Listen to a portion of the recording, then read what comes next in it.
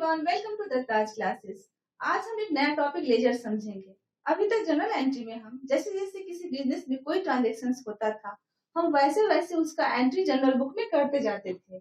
जैसे अगर कोई गुड्स हम कैश परचेज किए हैं तो जनरल बुक में हम उसका एंट्री करते थे, purchase account to cash account. अगर कोई गुड्स हम कैश सेल किए हैं तो यहाँ जनरल एंट्री करते थे हम cash account to sales account. इस तरह से सारे ट्रांजेक्शन्स को जनरल बुक में हम क्रोनोलॉजिकल ऑर्डर में लिखते जाते हैं। यहाँ परेशानी तब आती है जब किसी एक अकाउंट के बारे में हम पूरे साल की जानकारी लेना चाहते हैं।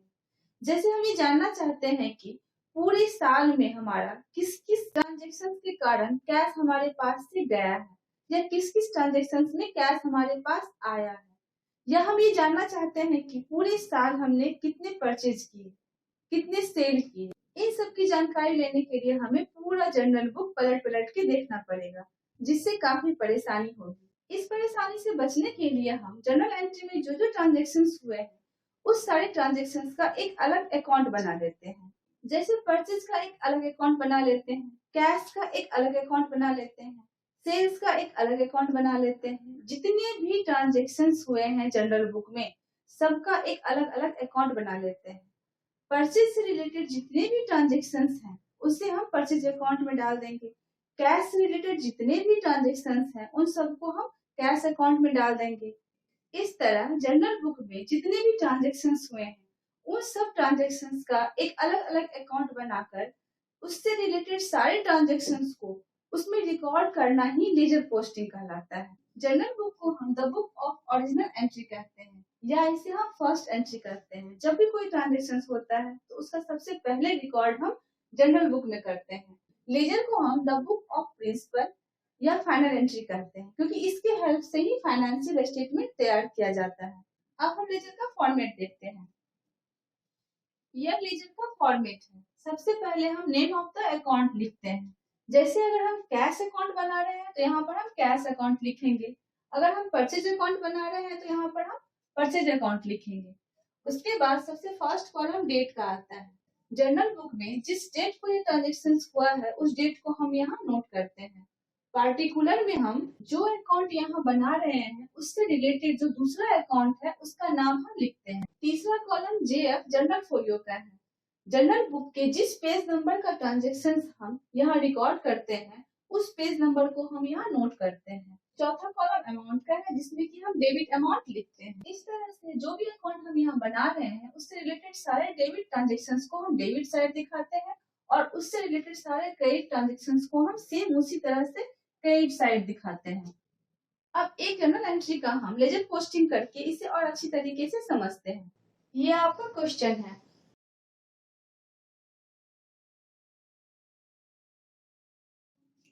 जर्नल एंट्री बनाना हम पहले सीख चुके हैं। यह आपका जर्नल एंट्री है। इसे मैं एक बार एक्सप्लेन कर देती हूँ। आपके क्वेश्चन के अकॉर्डिंग दिए गए ट्रांजेक्शन्स का पहले हमें जर्नल एंट्री बनाना है, फिर इसको लेजर पोस्टिंग करना है, फिर इसका बैलेंस निकालना है। फर्स्ट ट्रांजेक्शन है Suresh started business with cash 1 lakh rupees. यहाँ बिजनेस स्टार्ट करने के लिए बिजनेस में कैश आ रहा है। कैश हमारा एसेट्स है। रूल के अकॉर्डिंग अगर एसेट्स बढ़ता है तो वह डेबिट होता है, तो यहाँ कैश डेबिट हो जाएगा। बिजनेस स्टार्ट करने के लिए बिजनेस में जब फर्स्ट टाइम कैश हम लाते हैं तो वह हमारा कैपिटल होता है। कैपिटल अगर बढ़ेगा तो वह क्रेडिट होगा। यहाँ कैपिटल अकाउंट को हम क्रेडिट कर दिए हैं। 1 लाख रुपीज डेबिट में, 1 लाख रुपीज क्रेडिट में। नेक्स्ट ट्रांजेक्शन है अबाउट गुड्स फॉर कैश 25,000। यहाँ पे हम गुड्स कैश परचेज किए हैं। परचेज करने से हमारा एक्सपेंस होता है। एक्सपेंस होने से कैपिटल घटता है। जब कैपिटल घटेगा तो वो डेबिट होगा, तो परचेज अकाउंट डेबिट हो गया। और हम यहाँ कैश परचेज कर रहे हैं तो बिजनेस से कैश जा रहा है। कैश हमारा एसेट्स है और वो बिजनेस से जा रहा है तो एसेट्स हमारा घटेगा, और जब एसेट्स घटता है तो क्रेडिट होता है। इसलिए यहाँ पे हम टू कैश अकाउंट लिखे हैं। 25,000 डेबिट में, 25,000 क्रेडिट में। नेक्स्ट ट्रांजेक्शन है सोल्ड गुड्स फॉर कैश। यहाँ पर हम कैश सेल किए हैं। सेल करने से हमारा इनकम होता है। इनकम से हमारा कैपिटल बढ़ेगा और कैपिटल जब बढ़ता है तो क्रेडिट होता है, तो यहाँ पे सेल्स अकाउंट क्रेडिट हो गया है। यहाँ हम कैश सेल्स किए हैं तो सेल करने से कैश बिजनेस में आ रहा है। कैश एसेट्स है और जब एसेट्स बढ़ता है तो वो डेबिट होता है, इसलिए कैश अकाउंट को यहाँ डेबिट किए हैं। नेक्स्ट ट्रांजेक्शन है bought goods from Ram on credit. यहाँ पर हम क्रेडिट परचेज किए हैं। यहाँ पर परचेज करने से हमारा एक्सपेंस हुआ है और एक्सपेंस से कैपिटल घटता है। कैपिटल जब घटेगा तो वह डेबिट होगा, तो परचेज अकाउंट डेबिट टू, यहाँ पर हम क्रेडिट परचेज किए हैं जिससे हमारा क्रेडिटर बढ़ा है। क्रेडिटर बढ़ेगा तो लायबिलिटी बढ़ेगी और जब लायबिलिटी बढ़ती है तो क्रेडिट होता है। तो यहाँ पर हम क्रेडिटर को क्रेडिट करेंगे। यहाँ क्रेडिटर हमारा राम है तो राम अकाउंट को यहाँ हम क्रेडिट किए हैं 26,000 डेबिट में, 26,000 क्रेडिट में। नेक्स्ट ट्रांजेक्शन है sold goods to Shyam on credit. यहाँ पर हम क्रेडिट सेल किए हैं। क्रेडिट सेल करने से हमारा डेटर बढ़ता है। डेटर हमारा एसेट्स होता है। एसेट्स अगर बढ़ेगा तो वो डेबिट होगा। यहाँ डेटर का नाम श्याम है तो श्याम अकाउंट को हम डेबिट किए हैं। यहाँ हम सेल कर रहे हैं। सेल करने से हमारा इनकम होता है जिससे कैपिटल बढ़ता है। कैपिटल को बढ़ने से क्रेडिट होता है, इसलिए यहाँ पर हम टू सेल्स अकाउंट क्रेडिट किया है 25,000 डेबिट में, 25,000 क्रेडिट में। लास्ट ट्रांजेक्शन है paid to Ram in cash. यहाँ हम राम को पेमेंट कर रहे हैं। राम जो कि हमारा क्रेडिटर है उसे हम पेमेंट कर रहे हैं। पेमेंट करने से क्रेडिटर हमारा घटेगा। क्रेडिटर हमारी लायबिलिटी है और लायबिलिटी जब कम होता है तो वह डेबिट होता है। तो Ram account debit to cash account. Cash हमारा एसेट्स है। पेमेंट करने से बिजनेस से कैश जा रहा है तो एसेट्स कम होगा। एसेट्स जब कम होता है तो क्रेडिट होता है टू कैश अकाउंट। 15,000 डेबिट में, 15,000 क्रेडिट में। अब इस जर्नल एंट्री से हम हर एक अकाउंट का एक अलग अकाउंट बनाकर उसका लीजर पोस्टिंग करेंगे। जर्नल एंट्री में डेबिट अमाउंट और क्रेडिट अमाउंट दोनों एक साइड लिखा जाता है, लेकिन जब इसका हम लेजर में पोस्टिंग करते हैं तो डेबिट अमाउंट और क्रेडिट अमाउंट को दो पार्ट में बांट दिया जाता है। एक साइड डेबिट अमाउंट का है और एक साइड क्रेडिट अमाउंट का है। यहाँ फर्स्ट ट्रांजेक्शन में cash account debit to capital account है। यहाँ हम दो अलग अलग अकाउंट बना लेंगे। पहला कैश अकाउंट बना लेंगे, दूसरा कैपिटल अकाउंट बना लेंगे। लेजर का फॉर्मेट हम पहले से तैयार करके रख लिए हैं। जो जो अकाउंट हमें खोलना है उसका नाम हम डालते जाएंगे। सबका सेम फॉर्मेट होगा। यहाँ कैश अकाउंट में कैश डेबिट साइड में 1 लाख रुपीज है तो हम डेबिट साइड में अमाउंट में कैश को 1 लाख रुपीज डेबिट करेंगे। डेट यहाँ 1 अगस्त है, यहाँ हम अगस्त 1 डालेंगे। कैपिटल यहाँ क्रेडिट साइड में है तो हम कैपिटल अकाउंट के क्रेडिट साइड में 1 लाख रुपीज अमाउंट में डालेंगे और डेट यहाँ भी अगस्त 1 है तो यहाँ हम अगस्त 1 डालेंगे। अब हम पार्टिकुलर में लिखेंगे यहाँ क्या होगा। डेबिट साइड में पार्टिकुलर में कोई भी नेम 2 से स्टार्ट होता है और क्रेडिट साइड में कोई भी नेम 22 से स्टार्ट होता है। यहाँ हम ध्यान देंगे कि कैश अकाउंट में हम यहाँ कैश अकाउंट नहीं लिख सकते हैं। कैश अकाउंट का रिलेशन जिस अकाउंट से है हम उस अकाउंट का नाम लिखेंगे। जैसे यहाँ कैश अकाउंट का रिलेशन कैपिटल से है तो यहाँ हम कैपिटल अकाउंट लिखेंगे और कैपिटल अकाउंट का यहाँ कैपिटल अकाउंट का रिलेशन कैश से है तो यहाँ पर बाय कैश अकाउंट लिखेंगे। नेक्स्ट ट्रांजेक्शन में purchase account debit to cash account. यहाँ परचेज अकाउंट एक नया अकाउंट हो गया तो यहाँ हम एक नया अकाउंट परचेज अकाउंट खोलेंगे।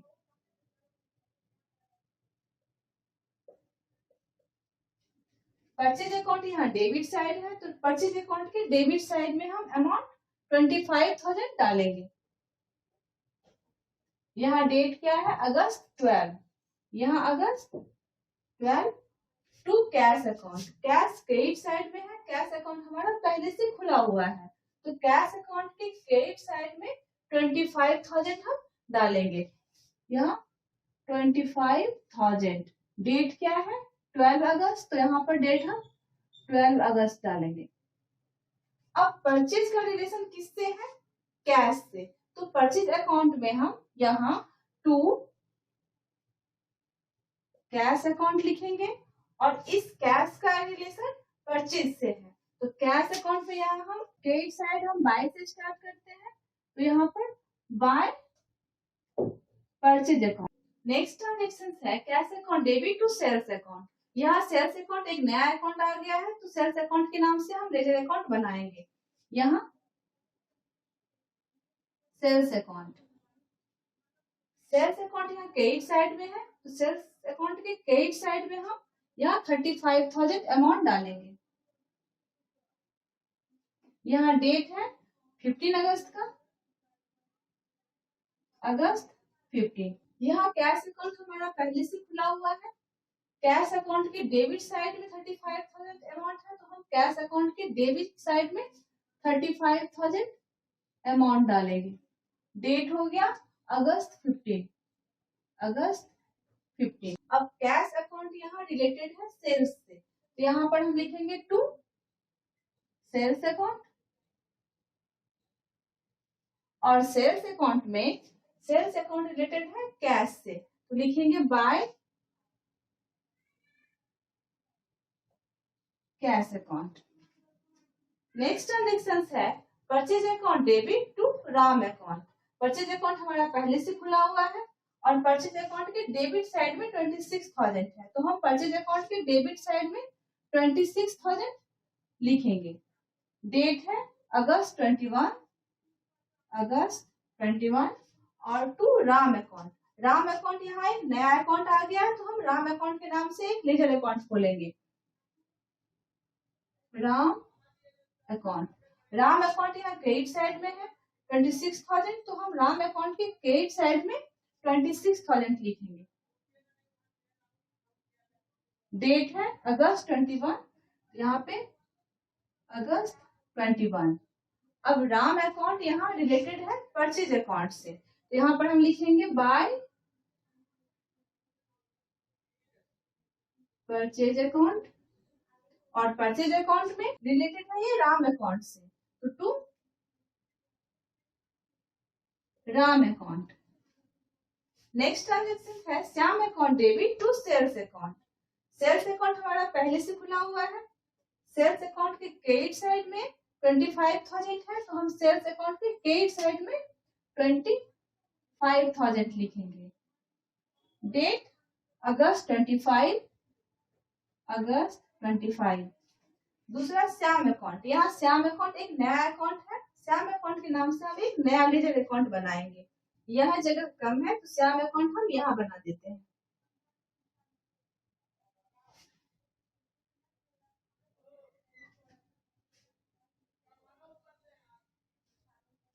Date particular general folio amount, date particular journal folio amount. Shyam account यहाँ डेबिट साइड में 25,000 है, तो श्याम अकाउंट के डेबिट साइड में यहाँ डेबिट और यहाँ क्रेडिट 25,000 हो जाएगा। यहाँ अमाउंट, यहाँ अमाउंट, यहाँ पार्टिकुलर, पार्टिकुलर, यहाँ डेट, यहाँ डेट। डेट हो गया यहाँ 25 अगस्त, 25 अगस्त। श्याम अकाउंट यहाँ रिलेटेड है सेल्स अकाउंट से, यहाँ हो जाएगा टू सेल्स अकाउंट, और सेल्स अकाउंट रिलेटेड है श्याम अकाउंट से, यहाँ पर हो जाएगा by Shyam account. Next transaction है Ram account debit to cash account. Ram account हमारा पहले से खुला हुआ है और कैश अकाउंट भी हमारा पहले से खुला हुआ है। राम अकाउंट यहाँ डेबिट साइड में है, राम अकाउंट के डेबिट साइड में हम लिखेंगे अमाउंट 15,000, यहाँ हो जाएगा 15,000।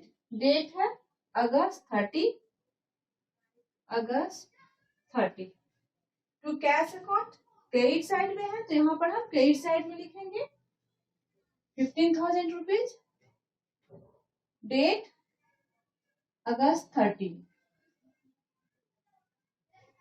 राम अकाउंट यहाँ रिलेटेड है कैश अकाउंट से, तो राम अकाउंट में हम लिखेंगे टू कैश अकाउंट, और कैश अकाउंट यहाँ रिलेटेड है राम अकाउंट से, यहाँ लिखेंगे बाय राम अकाउंट। अब हम इसको पहले टोटल करेंगे, फिर इसका हम बैलेंस करेंगे। टोटल करने के लिए हम एक ही लाइन में टोटल करेंगे।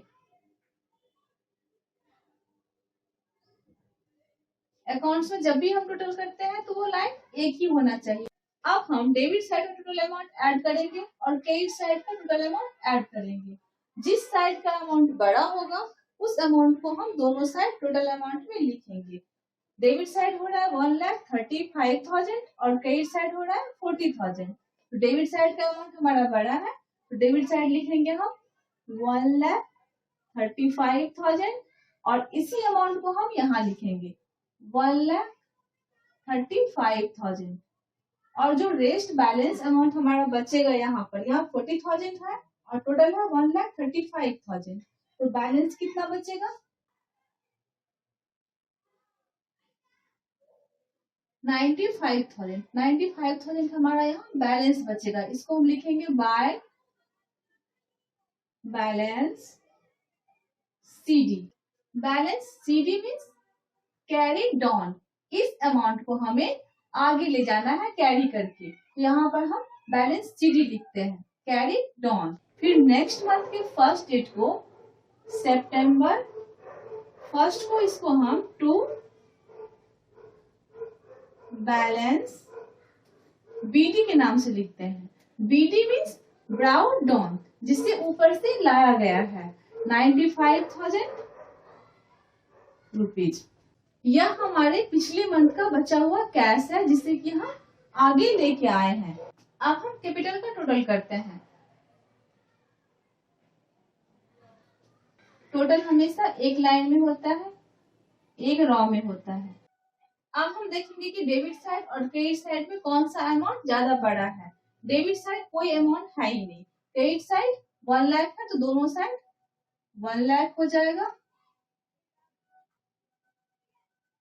और जो हमारा बैलेंसिंग अमाउंट होगा उसे हम सीडी करेंगे मीन्स कैरी डाउन, उसे हम आगे ले जाएंगे। यहाँ पर हो जाएगा टू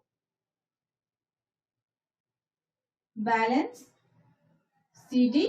ये 1 लाख पूरा का पूरा मेरा बैलेंस अमाउंट है जिसे हम आगे ले जाएंगे बाय बैलेंस बीडी के नाम से 1 lakh. BD means brought down, जिसे यहाँ से लाया गया है। यहाँ डेट हो जाएगा। बैलेंस सीडी हम महीने के लास्ट में करते हैं। महीने का लास्ट हमारा 31 अगस्त को होगा तो यहाँ पर अगस्त 31 और इसे हम आगे ले जाएंगे नेक्स्ट मंथ के फर्स्ट डेट को सितंबर 1। अब हम परचेज का टोटल अमाउंट करेंगे। क्रेडिट साइड में कोई अमाउंट नहीं है, डेबिट साइड का ही टोटल अमाउंट होगा।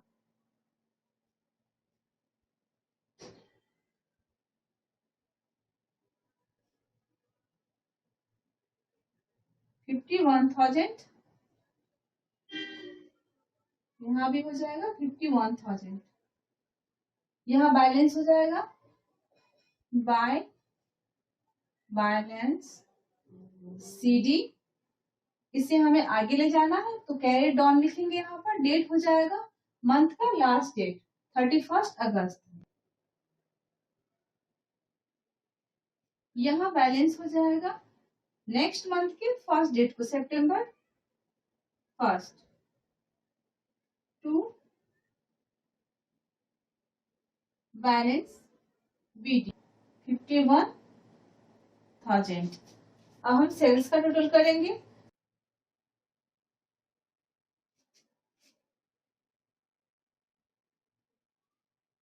डेबिट साइड कोई अमाउंट नहीं है तो क्रेडिट साइड का टोटल ही टोटल होगा। यहाँ हो जाएगा 60,000। यहाँ भी टोटल हो जाएगा 60,000। यहाँ बैलेंस में आ जाएगा टू बैलेंस सीडी 60,000। 31 अगस्त का डेट होगा यहाँ पर और यहाँ सितंबर 1 को हम बाय बैलेंस बीडी के नाम से 60,000 हो जाएगा। अब हम राम अकाउंट टोटल करेंगे। हम देखेंगे कि कौन सा साइड का अमाउंट ज्यादा है। यहाँ क्रेडिट साइड 26,000 है, डेबिट साइड 15,000 है। टोटल अमाउंट में 26,000 हो जाएगा।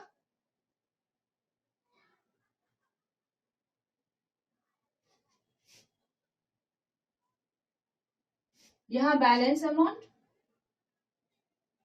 11,000 टू बैलेंस सीडी के नाम से होगा अगस्त 31 और नेक्स्ट मंथ के फर्स्ट डेट को हम बैलेंस बीडी करते हैं सितंबर 1 बाय बैलेंस बीडी 11,000। अब हम सैम अकाउंट को टोटल करेंगे। सैम अकाउंट के डेबिट साइड में 25,000 है और क्रेडिट साइड कोई अमाउंट नहीं है, तो टोटल हो जाएगा 25,000। यहाँ भी 25,000 बाय बैलेंस सीडी 25,000 31 को और 1 सितंबर को टू बैलेंस बीडी 25,000। ये आपका जर्नल से लेजर में पोस्टिंग है और बैलेंसिंग है। यहाँ हम एक बात ध्यान देंगे, जब हम जर्नल एंट्री बनाते हैं और कोई हमसे पूछता है कि हमारे पास से कैश कितना कितना गया है पूरे मंथ और कहाँ कहाँ से कैश हमारे पास आया है, तो हम ढूंढना स्टार्ट करते हैं कि कैश कहाँ कहाँ से आया है और कहाँ कहाँ गया है। लेकिन जब हम लेजर अकाउंट बना लेते हैं तो हम इस क्वेश्चन का जवाब आसानी से दे सकते हैं। हमारे कैश का लेजर अकाउंट है।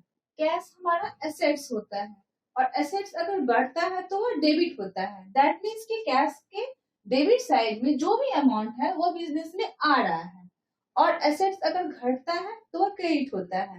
दैट मीन्स कैश अकाउंट के क्रेडिट साइड में जो भी अमाउंट है वो बिजनेस से जा रहा है। अब हम यह कैश अकाउंट देख के आसानी से बता सकते हैं कि किस किस माध्यम से कैश बिजनेस में आया है और किस किस ट्रांजेक्शन में कैश बिजनेस से बाहर जा रहा है।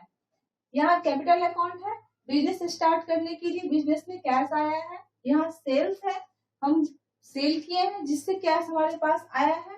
यहाँ हम परचेज किए हैं तो कैश हमारे पास से जा रहा है। यहाँ राम को हम कैश 15,000 दिए हैं और बैलेंसिंग अमाउंट 95,000। यह हमारे पास 95,000 कैश अभी भी बचा हुआ है जिसे हम बैलेंस बीडी के नाम से यहाँ लिखे हैं 1 सितंबर को। यहाँ बाय बैलेंस सीडी 51,000 लिखना छूट गया है।